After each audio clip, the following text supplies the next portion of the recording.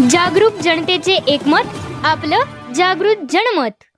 वंचित बहुजन आघाडीचा राजश्री शाहू विकास आघाडीला जाहीर पाठिंबा। जयसिंगपूर नगरपालिकेच्या निवडणुकीसाठी राजश्री शाहू विकास आघाडीला शिरोळ तालुका वंचित बहुजन आघाडीने जाहीर पाठिंबा दिला आहे। हा पाठिंबा शहराच्या सर्वांगीण विकासासाठी दिल्याचे तालुका अध्यक्ष संदीप कांबळे यांनी स्पष्ट केले। वंचित बहुजन आघाडीच्या पदाधिकाऱ्यांच्या हस्ते पाठिंब्याचे पत्र आमदार राजेंद्र पाटील यड्रावकर यांना देण्यात आले। यावेळी बोलताना अध्यक्ष संदीप कांबळे म्हणाले की जयसिंगपूर शहराचा विकास मागील काही वर्षात मोठ्या प्रमाणात झाला आहे। हा विकासाचा वेग कायम ठेवण्यासाठी आणि प्रगतीची नवी दिशा देण्यासाठी वंचित बहुजन आघाडी राजश्री शाहू विकास आघाडीला पाठिंबा देत आहे।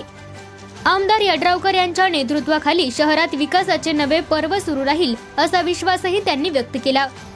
यावेळी बहुजन विकास आघाडीचे नेते रणजितसिंह पाटील, अमोल हिंगणगावे यांच्यासह वंचित बहुजन आघाडीचे जिल्हा उपाध्यक्ष प्रकाश कांबळे, महासचिव गौतम कांबळे, जिल्हा संघटक विश्वास शिंगे, प्रशांत कांबळे, जीवन आवळे, अजित कांबळे, निखिल नंदीवाले, लखन उर्फ लक्ष्मण कांबळे, सर्जेराव धनवडे यांच्यासह अनेक पदाधिकारी उपस्थित होते।